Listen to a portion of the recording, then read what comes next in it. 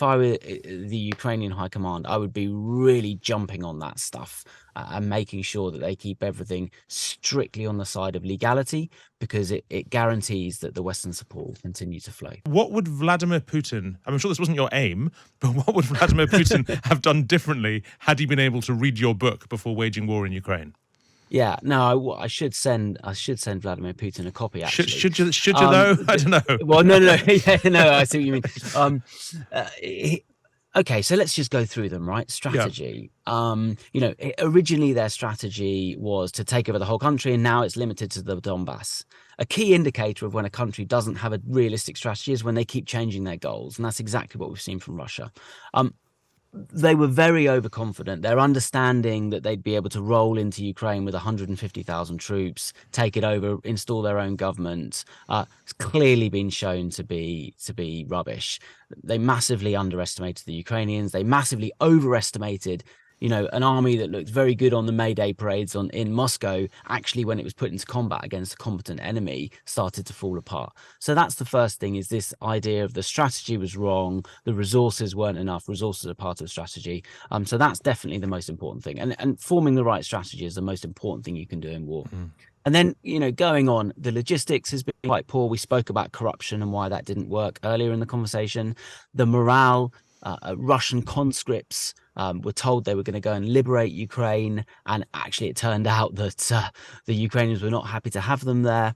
And then we've had this mobilization, and finally now they're pulling up prisoners and sending them into Ukraine. So the morale of the Russian troops is very, very low, and that's made worse by the fact that the Russian command really doesn't care for the lives of individual Russians. So a lot of them are just thrown into the meat grinder. And then training again, a lot of the troops that have been called up to go into Ukraine from the Russian side have just been given maybe 2 or 3 weeks training. And really that's not enough for a soldier in the modern world, where warfare is quite complex. There's, all sorts of things to think about, like drones and all the rest of it. And that, a lot of those guys are just cannon fodder.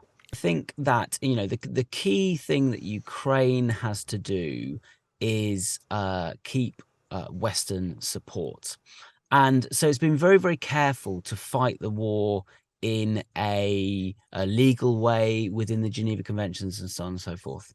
And there have been occasional hints that some of the Ukrainian forces have perhaps captured Russian soldiers and maybe, perhaps tortured them or tried to get evidence out of them. There have been maybe some evidence of executions. And I have to say, all of this is alleged. None of it is conclusive, right?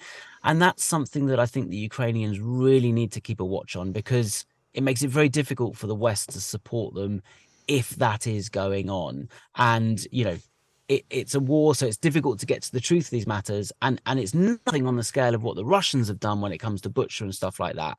But that's the sort of thing, if I were the Ukrainian High Command, I would be really jumping on that stuff and making sure that they keep everything strictly on the side of legality, because it guarantees that the Western support will continue to flow. Sure. Okay. And look, before I let you go, what's your latest analysis of the war and where it's going, and what's likely to happen in the near future? So I think we started the year with the West deciding that Ukraine had to win this year, because the presidential elections in the US are in 24. A lot of the candidates are America First candidates. Who knows what's going to happen for Ukrainian support? So that's why we saw all the tanks arriving. And then, that was January, February, a lot of those tanks being pledged, and they're starting to arrive now. At about the same time, the Russians launched their spring offensive early, starting at the end of January, beginning of February. That has been underwhelming. A lot of Russian casualties for very little gain. They've been trying to take Bakhmut for 7 months now. They're still failing to do so. The next stage of the war, what we seem to be waiting for, is once the Ukrainians have built up those tanks, supplies, infantry fighting vehicles, longer range artillery from the West, there's going to be some sort of counter-offensive from the Ukrainians, probably in May or afterwards, when the ground has dried out. It's very boggy at the moment, so it goes from frozen ground to boggy ground at the moment, and then it's going to dry out in May. And that really will be probably the decisive act of the war. are the Ukrainians able to break through somewhere? They won't be doing it in the east where the Russians are concentrating, either in the south or in the northeast. Can they collapse some of the Russian lines to do something fairly decisive? And that's really what we're all looking out for this year.